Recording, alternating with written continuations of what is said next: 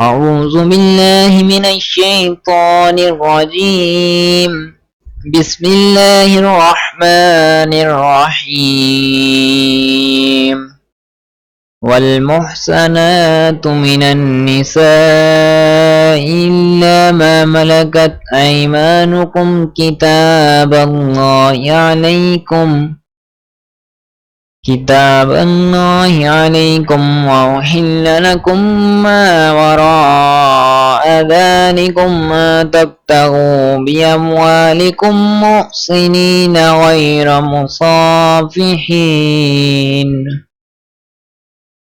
غير مصافحين فما استمتعتم به منهن فآتوهن أجورهن فريضة ولا جناح عليكم فيما تراضيتم به من بعد الفريضة إن الله كان عليما حكيما. ومن لم يستطع منكم طولا أن ينكح المحصنات المؤمنات فمما ملكت أيمانكم من فتياتكم المؤمنات والله أعلم بإيمانكم بعضكم من بعض فانكحوهن بإذن أهلهن وآتوهن أجورهن بالمعروف محصنات غير مصافحات ولا متخذات أخدان فإذا أحصن فإن أتين بفاحشة فعليهن نصف ما على المحصنات من العذاب ذلك لمن خشي العنة منكم وأن تصبروا خير لكم والله غفور رحيم. يريد الله ليبين لكم ويهديكم سنن الذين من قبلكم ويتوب عليكم والله عليم حكيم. والله يريد أن يتوب عليكم ويريد الذين يتبعون الشهوات أن تميلوا ميلا عظيما. يريد الله أن يخفف عنكم وخلق الإنسان ضعيفا. يا أيها الذين آمنوا لا تأكلوا أموالكم بينكم بالباطل إلا تكون تجارة عن تراض منكم ولا تقتلوا أنفسكم إن الله كان بكم رحيما. ومن يفعل ذلك عدوانا وظلما فسوف نصليه نارا وكان ذلك على الله يسيرا. أن تجتنبوا كبائر ما تنهون عنه نكفر عنكم سيئاتكم وندخلكم مدخلا كريما. ولا تتمنوا ما فضل به بعضكم على بعض للرجال نصيب مما اكتسبوا وللنساء نصيب مما اكتسبن واسألوا الله من فضله إن الله كان بكل شيء عليما. ولكل جعلنا موالي مما ترك الوالدان والأقربون والذين عقدت أيمانكم فآتوهم نصيبهم إن الله كان على كل شيء شهيدا. الرجال قوامون على النساء بما فضل الله بعضهم على بعض وبما أنفقوا من أموالهم فالصالحات قانتات حافظات للغيب بما حفظ الله واللاتي تخافون نشوزهن فعظوهن واهجروهن في المضاجع واضربوهن فإن أطعناكم فلا تبغوا عليهن سبيلا إن الله كان عليا كبيرا وإن خفتم شقاق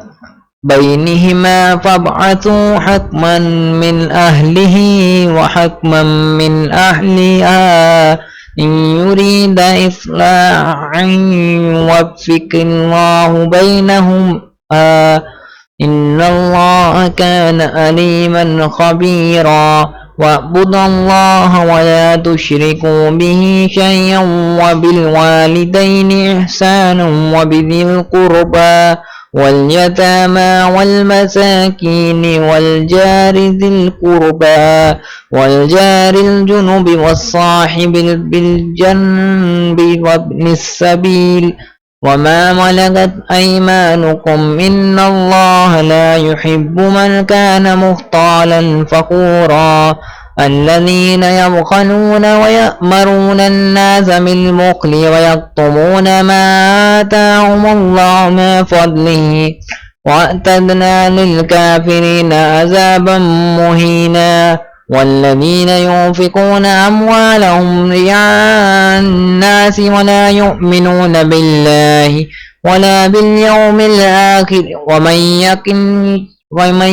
يكن الشيطان له قرينا فساء قرينا وماذا عليهم لو آمنوا بالله واليوم الآخر وأنفقوا مما رزقهم الله وكان الله بهم عليما إن الله لا يظلم مثقال ذرة وإن تك حسنة يضاعفها ويؤتي من لدنه أجرا عظيما فكيف إذا جئنا من كل أمة بشهيد وجئنا بك على هؤلاء شهيدا يومئذ يود الذين كفروا وعصوا الرسول لو تسوى بهم الأرض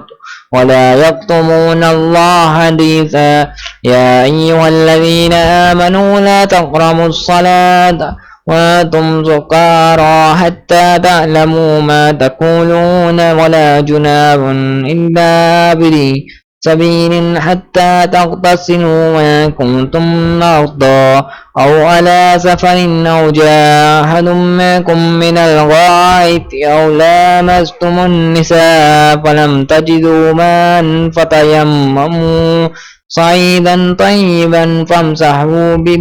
بوجوهكم وأيديكم إن الله كان عفوا غفورا ألم تر إلى الذين أوتوا نصيبا من الكتاب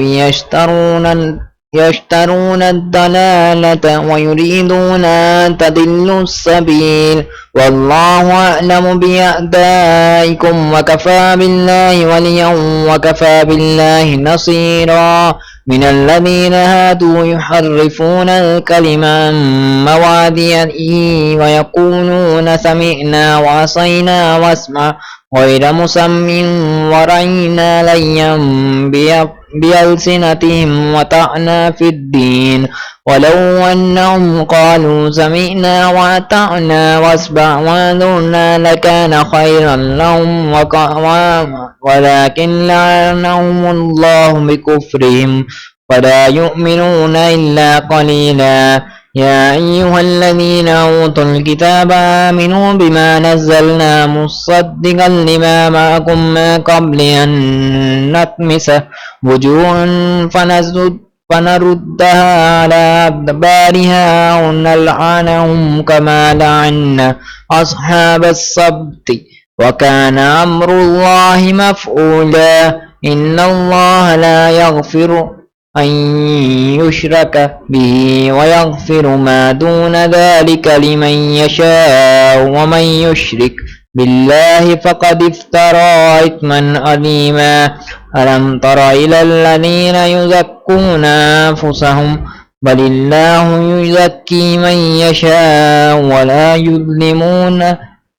فتيلا انظر كيف يفترون على الله الكذب وكفى به إثما مبينا ألم تر إلى الذين أوتوا نصيبا من الكتاب يؤمنون بالجبت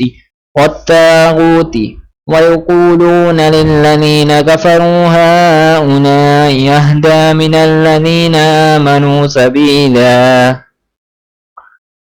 أولئك الذين لعنهم الله ومن يلعن الله فلا تجد له نصيرا أم لهم نصيب من الملك فإذا لا يؤتون الناس نكيرا أم يحسدون الناس على ما آتاهم الله من فضله فقد آتينا آل إبراهيم الكتاب والحكمة وآتيناهم ملكا عظيما ومنهم من آمن به ومنهم من صد عنه وكفى بجهنم صعيرا إن الذين كفروا بآياتنا سوف نصليهم نارا كلما نضجت جلودهم بدلناهم جلودا غيرها ليذوقوا العذاب إن الله كان عزيزا حكيما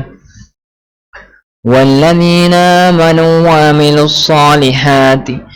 سندخلهم جنات تجري من تحتها الأنهار خالدين فيها أبدا لهم فيها أزواج مطهرة وندخلهم ظلا ظليلا إن الله يأمركم أن تؤدوا الأمانات إلى أهلها وإذا حكمتم بين الناس أن تحكموا بالعدل إن الله نعم ما يعظكم به إن الله كان سميعا بصيرا يا أيها الذين آمنوا أطيعوا الله وأطيعوا الرسول وأولي الأمر منكم وإن تنازعتم في شيء فردوه إلى الله والرسول إن كنتم تؤمنون بالله واليوم الآخر ذلك خير وأحسن تأويلا ألم تر إلى الذين يزعمون أنهم آمنوا بما أنزل عليك وما أنزل من قبلك يريدون أن يتحاكموا إلى الطاغوت وقد أمروا أن يكفروا به ويريد الشيطان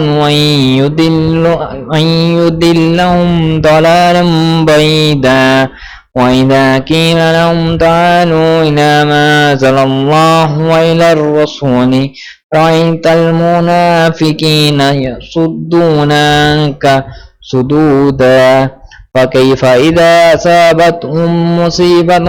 بما قدمت أيديهم ثم جاءوك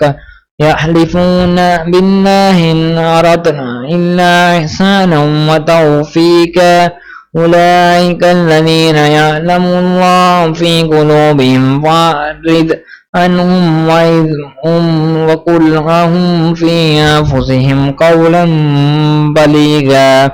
وما أرسلنا من رسول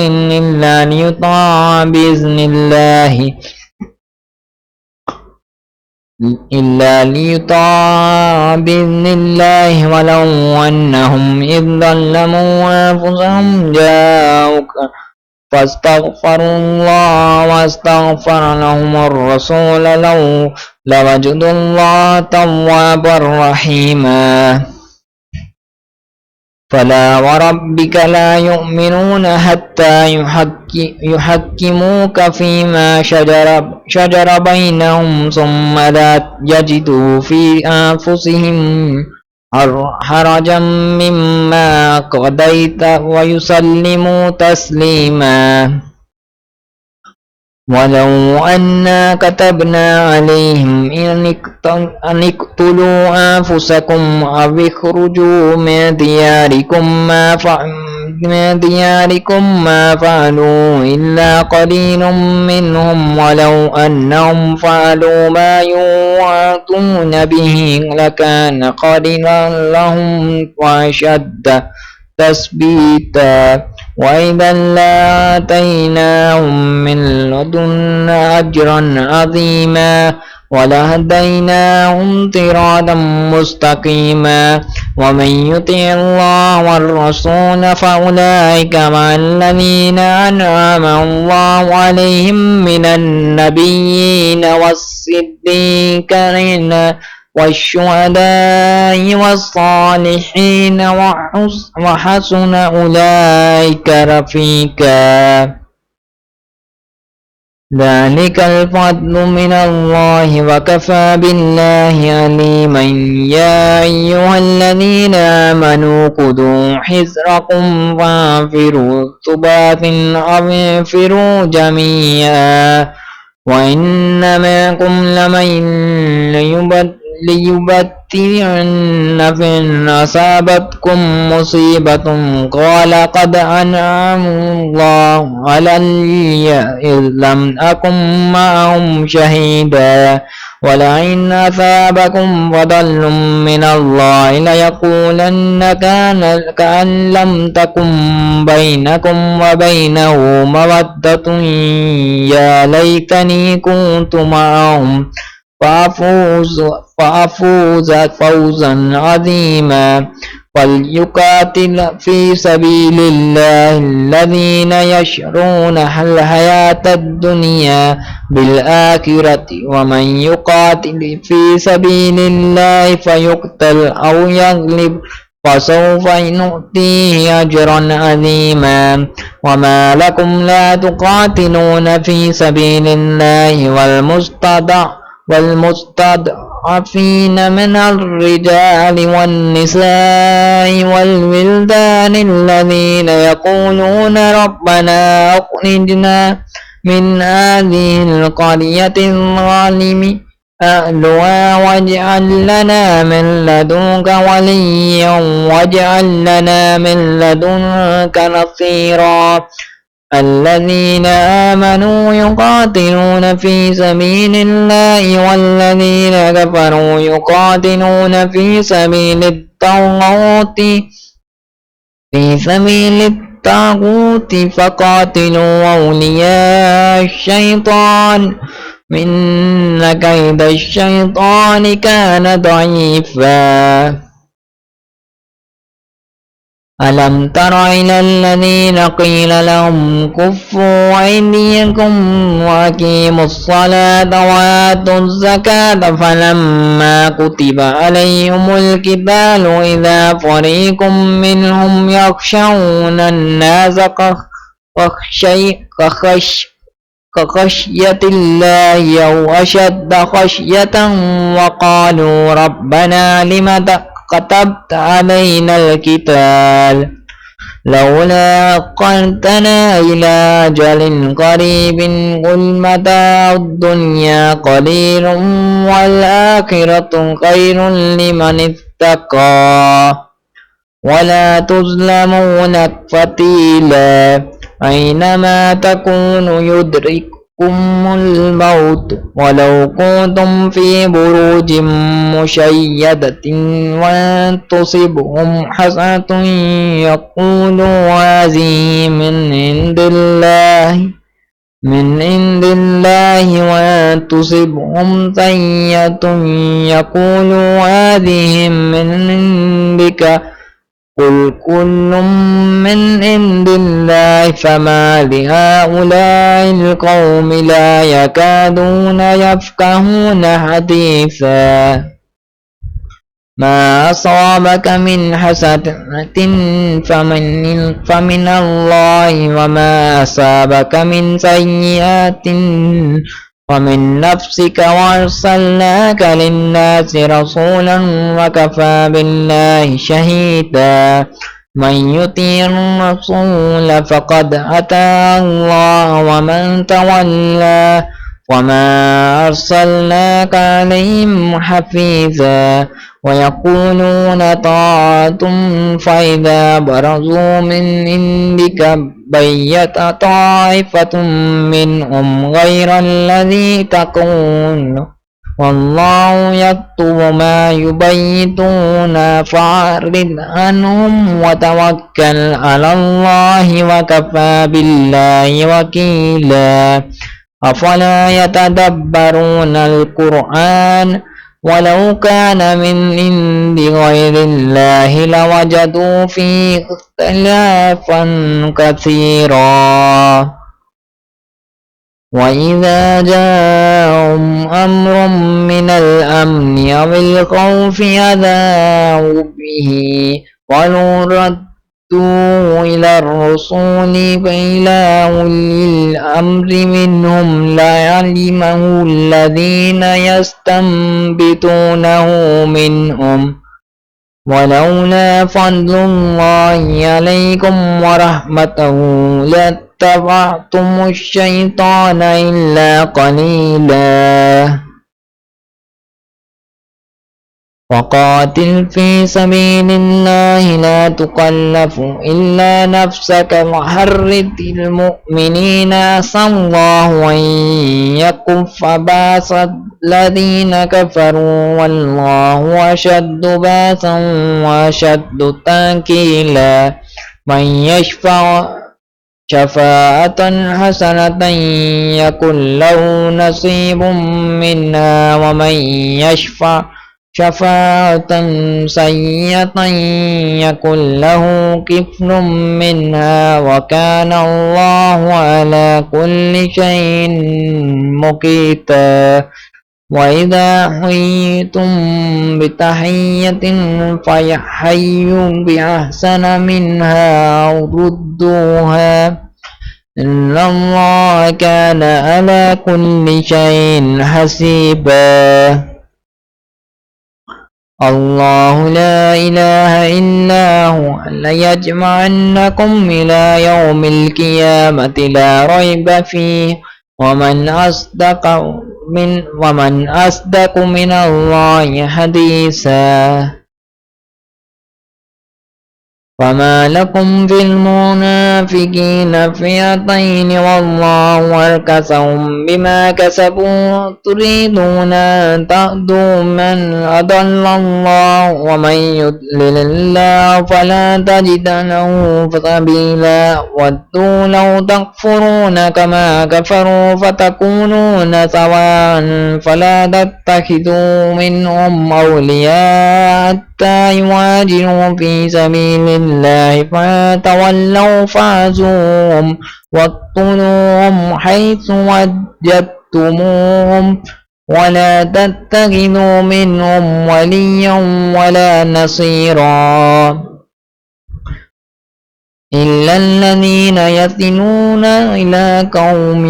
بينكم وبينهم ميثاق أو جاءكم حسنت صدورهم من يقاتلوكم أو يقاتلوا قومهم ولو شاء الله لسلطهم عليكم فلقاتلوكم فإن اعتزلوكم فلم يقاتلوكم وألقوا إليكم السلام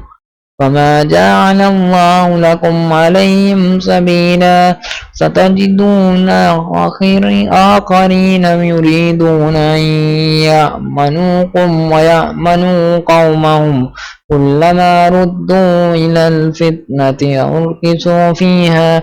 لم يعتزلوكم ويلقوا إليكم السلام ويكفوا أيديهم فخذوهم واقتلوهم حيث سكفتموهم وأولئكم جعلنا لكم عليهم سلطانا مبينا وما كان للمؤمن أن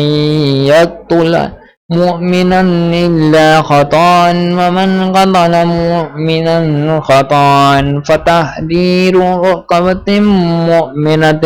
ودية مسلمة إلى أهله إلا أن يصدقوا من كان من قوم عدو لكم وهو مؤمن فتحرير رقبة مؤمنة وكان من قوم بينكم وبينهم ميثاق فدية مسلمة إلى أهله وتحرير رقبة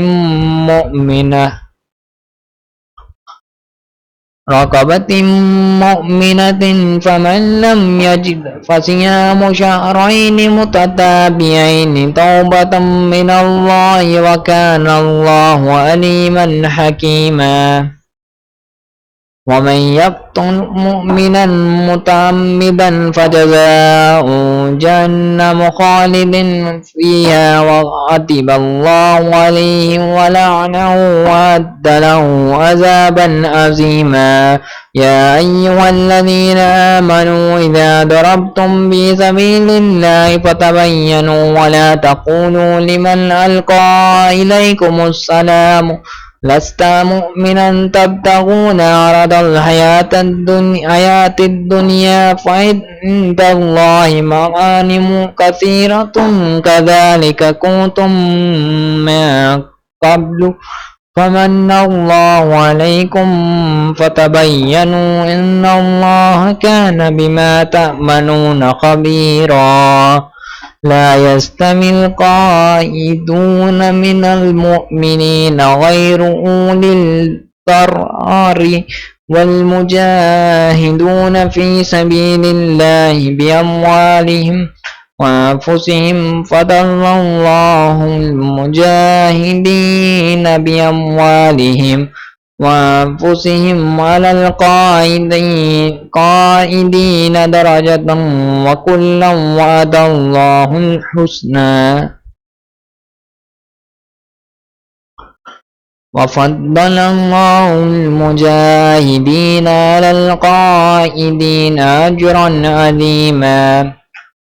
درجات منهم ومغفرة ورحمة وكان الله غفورا رحيما إن الذين توفاهم الملائكة ظالمي أنفسهم قالوا فيما كنتم قالوا كنا مستضعفين في الأرض قالوا ولم تكن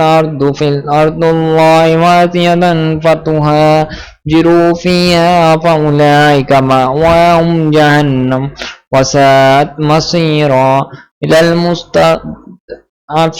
من الرجال والنساء والولدان لا يستطيعون حيلة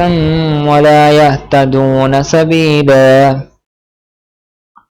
فأولئك عسى الله أن يعفو عنهم وكان الله عفوا غفورا ومن يهاجر في سبيل الله يجد في الأرض مراغما كثيرا وسعة ومن يخرج من بيته مهاجرا إلى الله ورسوله ثم يدركه الموت فقد وقع أجره على الله وكان الله غفورا رحيما وإذا ضربتم في الأرض فليس عليكم جناح أن تقصروا من الصلاة إن خفتم أن يفتنكم الذين كفروا إن الكافرين كانوا لكم عدوا مبينا وإذ كنت فيهم وأقمت لهم الصلاة فلتقم طائفة منهم معك فليأخذوا أسلحتهم فإذا سجدوا فليكونوا من ورائكم ولتأت طائفة أخرى لم يصلوا فليصلوا معك وليأخذوا حذرهم وأسلحتهم ود الذين كفروا لو تغفلون عن أسلحتكم وأمتعتكم فيميلون عليكم ميلة واحدة ولا جناح عليكم ما كان بكم أذى من مطر أو كنتم مرضى أن تدعوا أسلحتكم وخذوا حذركم إن الله أعد للكافرين عذابا مهينا فإذا قضيتم الصلاة واذكروا الله قياما وقعودا وعلى جنوبكم وإذا اطمأننتم فأقيموا الصلاة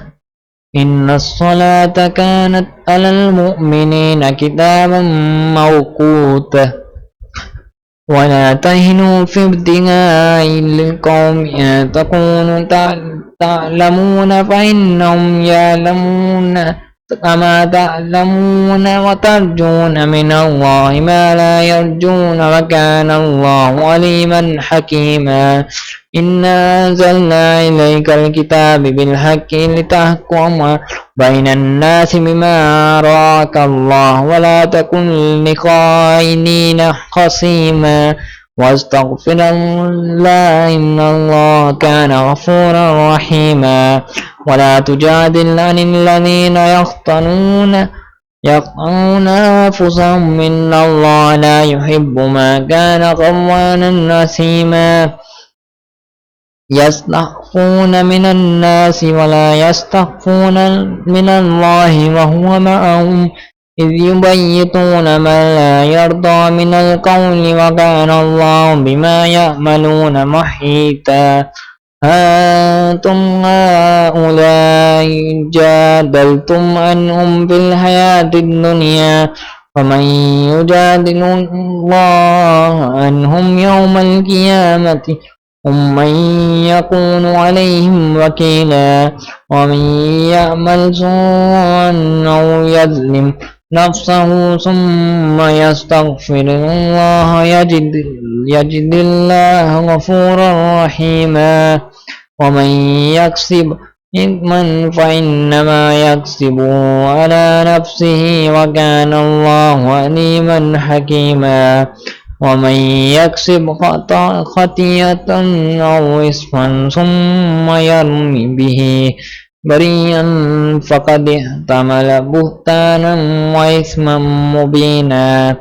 ولولا فضل الله عليك ورحمته لهمت طائفة منهم أن يضلوك وما يضلون إلا أنفسهم وما يضرونك من شيء وأنزل الله عليك الكتاب والحكمة وعلمك ما لم تكن تعلم وكان فضل الله عليك عليما لا خير في كثير من نجواهم إلا من أمر بصدقة أو معروف أو إصلاح بين الناس ومن يفعل ذلك ابتغاء مرضات الله فسوف نؤتيه أجرا عظيما ومن يشاكك الرسول من بعد ما تبين له الهدى ويتبع غير سبيل المؤمنين نوليه ما تولى ونصله جهنم وساءت مصيرا إن الله لا يغفر أن يشرك به ويغفر ما دون ذلك لمن يشاء ومن يشرك الله فقد ضل ضلالا بعيدا أن يدعون ما دونه إلا إناسا وأن يدعون إلا شيطانا مريدا لعنه الله وقال لاتخذن من عبادك نصيبا مفروضا ولأضللنهم ولأمنينهم ولأمرنهم ليبتكن آذان الأنعام وليمرونهم وليغيرن خلق الله ومن يتخذ الشيطان وليا من دون الله فقد خسر خسرانا مبينا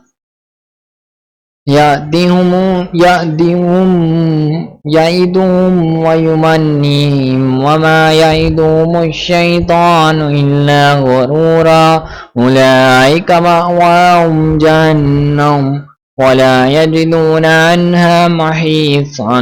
والذين آمنوا وعملوا الصالحات سندخلهم جنات تجري من تحتها الأنهار خالدين فيها أبدا وعد الله حقا ومن أصدق من الله قيلا ليس بأمانيكم ولا أماني أهل الكتاب من يعمل سوءا يجز به ولا يجد له من دون الله وليا ولا نصيرا ومن يعمل من الصالحات من ذكر أو أنثى وهو مؤمن فأولئك يدخلون الجنة ولا يظلمون نكيرا ومن أحسن دينا ممن أسلم وجهه لله وهو محسن واتبع ملة إبراهيم حنيفا واتخذ الله إبراهيم خليلا ولله ما في السماوات وما في الأرض وكان الله بكل شيء محيطا ويستفتونك في النساء قل الله يفتيكم فيهن وما يتلى عليكم في الكتاب في يتامى النساء اللاتي لا تؤتونهن ما كتب لهن وترغبون أن تنكحوهن والمستضعفين من الولدان ولا تقوموا لليتامى بالقسط وما تفعلوا من خير فإن الله كان به عليما وإن امرأة خافت من بعلها نشوزا أو إرادا فلا جناح عليهما أن يصلحا بينهما صلحا والصلح خير وأحضرت الأنفس شح وتحسنوا وتتقوا فإن الله كان بما تعملون خبيرا ولا تستطيعوا أن تعدلوا بين النساء ولو حرصتم فلا تميلوا كل الميل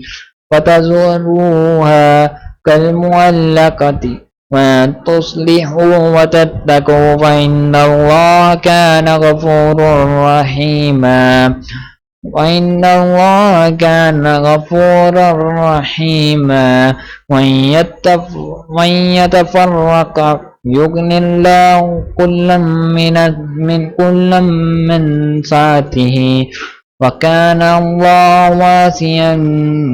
حكيما ولله ما في السماوات وما في الأرض ولقد وصينا الذين أوتوا الكتاب من قبلكم وإياكم أن اتقوا الله وأن تكفروا فإن لله ما في السماوات وما في الأرض وكان الله غنيا حميدا ولله ما في السماوات وما في الأرض وكفى بالله وكيلا إن يشاء يذهبكم أيها الناس ويأتي بآخرين وكان الله على ذلك قديرا ما كان يريد ثواب الدنيا فعند الله ثواب الدنيا والآخرة وكان الله سميعا بصيرا يا أيها الذين آمنوا كونوا قوامين بالقسط شهداء لله ولو على أنفسكم وبالوالدين والأقربين أن يكن غنيا أو فقيرا فالله أولى بهما فلا تتبعوا الهوى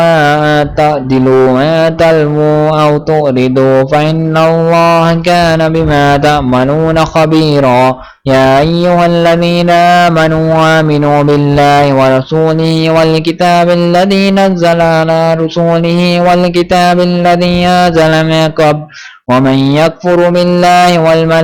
وملائكته وكتبه ورسله واليوم الآخر فقد ضل ضلالا بعيدا إن الذين آمنوا ثم كفروا ثم آمنوا ثم كفروا ثم ازدادوا كفرا لم يكن الله ليغفر لهم ولا ليهديهم سبيلا بشر المنافقين بأن لهم عذابا أليما الذين يتخذون الكافرين أولياء من دون المؤمنين أيبتغون عندهم العزة فإن الله العزة لله جميعا وقد نزل عليكم في الكتاب أن إذا سمعتم آيات الله يكفر بها ويستهزأ بها فلا تقعدوا معهم حتى يخوضوا في حديث غيره إنكم إذا مثلهم إن الله جامع المنافقين والكافرين في جهنم جميعا الذين يتربصون بكم فإن كان لكم فتح من الله قالوا ولم نكن معكم ما كان للكافرين نصيب قالوا ولم نستحب عليكم ونمنعكم من المؤمنين فالله يحكم بينكم يوم القيامة ولن يجعل الله للكافرين على المؤمنين سبيلا إن المنافقين يخادعون الله وهو خادعهم وإذا قاموا إلى الصلاة قاموا كسالى يراءون الناس ولا يذكرون الله إلا قليلا مذبذبين بين ذلك لا إله هؤلاء ولا إله هؤلاء ومن يضلل الله ولن تجد له سبيلا يا أيها الذين آمنوا لا تتخذوا الكافرين أولياء من دون المؤمنين أو تريدون تجعلوا لله عليكم سلطانا مبينا إن المنافقين في الدرك الأسفل من النار ولن تجد لهم نصيرا إلا الذين تابوا وأصلحوا واعتصموا بالله وأخلصوا دينهم لله فأولئك مع المؤمنين وسوف يؤتي الله المؤمنين أجرا عظيما ما يفعل الله بعذابكم إن شكرتم وآمنتم وكان الله شاكرا عليما صدق الله العظيم.